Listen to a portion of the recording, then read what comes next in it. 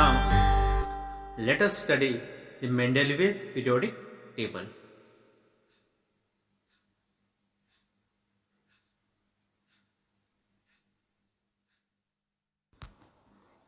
So here is Russian chemist Dmitry Mendeleev. So when he started classification, only 63 elements were known to him. Mendeleev concentrated on the compounds formed by the elements with oxygen and hydrogen. Mendeleev selected hydrogen and oxygen as they are very reactive and formed compounds with most of the elements. Like sodium, on reacting with hydrogen it forms sodium hydride NaH. Potassium, on reacting with hydrogen it forms potassium hydride KH. So Mendeleev found that the properties of the hydrides and oxides of sodium and potassium are similar. So he placed sodium and potassium in one group. So here is Mendeleev's periodic table. At the top you can see the formula of oxides and hydride. So the properties of the oxides and hydrides were the basis of classification. The properties of the sodium oxide and potassium oxide were similar, so therefore they were placed in one group. So when he arranged the elements in order of increasing atomic mass, he found that the properties of the elements were repeating periodically, and thus he formulated his law, which is known as Mendeleev's periodic law.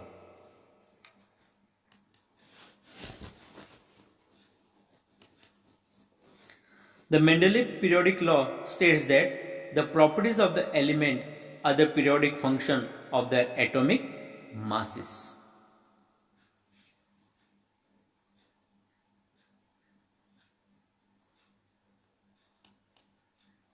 Now, Mendeleev periodic table consists of 8 groups and 6 periods. So these are the groups and these are the periods. So within the group again he made 2 groups like AB. So total we can get 16 groups, and if you see the modern periodic table it consists of 18 groups. So the Mendeleev was very close to the modern periodic table, but he couldn't classify the element as the concept of atomic number was not known during his time.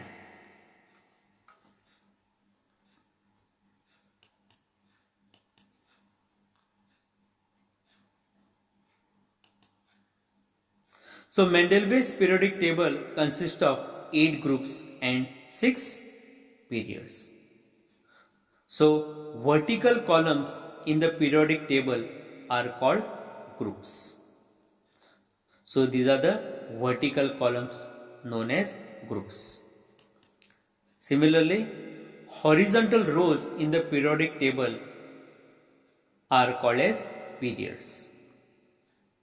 So there are 8 groups and 6 periods. Mendeleev arranged the elements in order of increasing atomic mass.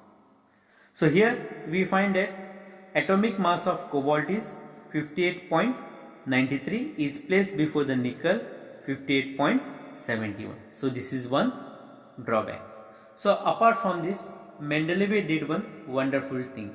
So he left some gaps in the periodic table, and he said the elements that are going to come over here, they are not yet discovered.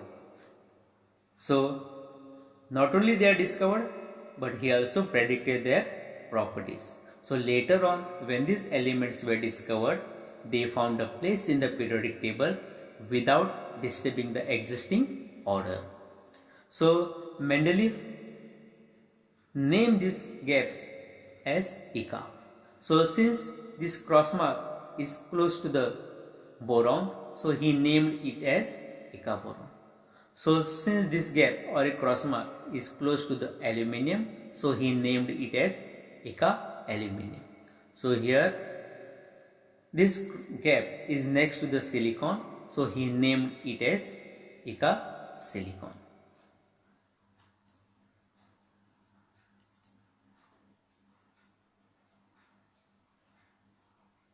So what are the achievements of Mendeleev's classification?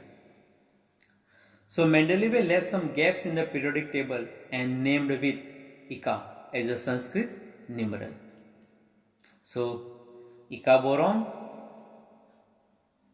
Ika aluminium, Ika silicon.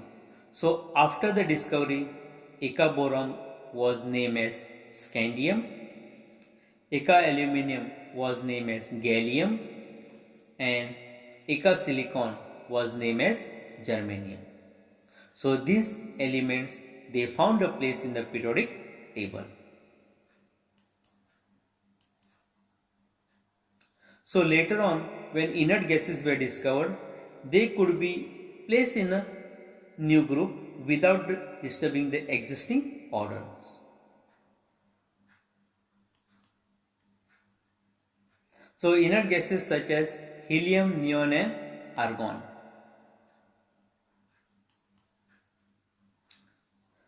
Now let us see the limitations of Mendeleev's classification.